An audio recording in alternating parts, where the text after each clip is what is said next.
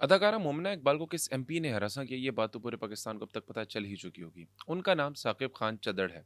उनकी मुख्तसरन तारीख ये है कि उन्होंने इलेक्शन तो पीटीआई के टिकट से लड़ा और मुस्लिम लीग नून के उम्मीदवार के खिलाफ लड़ा, लेकिन जीतने के फौरन बाद बल्कि सबसे पहले पीटीआई को छोड़कर मुस्लिम लीग नून को ज्वाइन कर लिया। उनका ताल्लुक इंतहाई पसमानदा इलाके से था और इनका अपना ताल्लुक भी हम्बल बैकग्राउंड से था। अब सुना है कि वो करोड़ों या शायद अरबों के मालिक हैं। कैसे हैं?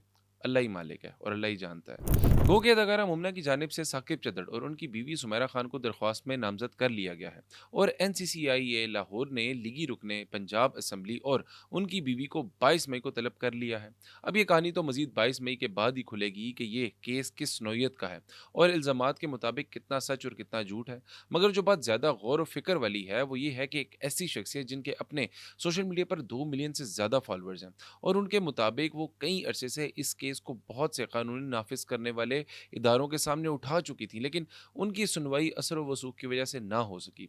उल्टा उन्हें ही मामले को रफा दफा करके खामोश रहने का कहा गया, लेकिन जब मामला सोशल मीडिया पर उठाया गया तो फौरन सबके कान खड़े हुए और मामले को कानूनी तौर पर परसू कर लिया गया। इसमें मजीद दो पहलू हैं। एक तो ये कि अगर अवाम के इलेक्टेड मेंबर जिनका काम तहफ़्फ़ुज़ की फ़िज़ा कायम करना है, अगर वो ही अपनी ताकत और पोजीशन का नाजायज़ इस्तेमाल करेंगे या गलत इस्तेमाल करेंगे तो दूसरों के लिए कैसे एक अच्छे अमली नमूने की मिसाल कायम करेंगे। फिर हमें मुआशरे में सना यूसुफ जैसी मिसालें ही देखने को मिलेंगी। और दूसरा ये कि अगर एक 2 मिलियन फॉलोअर्स वाली अदाकारा को कानूनी मामलत के लिए मामला सोशल मीडिया पर उठाना पड़ा है, तो फिर आम खवातीन जिन्हें ऐसे मामलात का सामना है, इनका क्या हल होता होगा?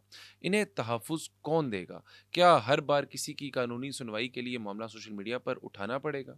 और फिर इसमें सबसे अहम पहलू ये भी है कि ऐसा सूबा जहाँ की सीएम खुद एक खातून है, डिप्टी सीएम भी खातून है, वज़ीर इत्तलात व नशरियात भी खातून हैं। ऐसे सूबे में तो औरतों के तहफ़्फ़ुज़ के हवाले से सबसे ज़्यादा मिसाली काम होना चाहिए, लेकिन उनकी ऐन नाक के नीचे उन्हीं की पार्टी के एमपी अगर ऐसे जसारत कर रहे हैं, तो इससे ना सिर्फ अवामी तशवीश में इज़ाफ़ा होगा बल्कि लीडरशिप पर भी सवालात उठेंगे।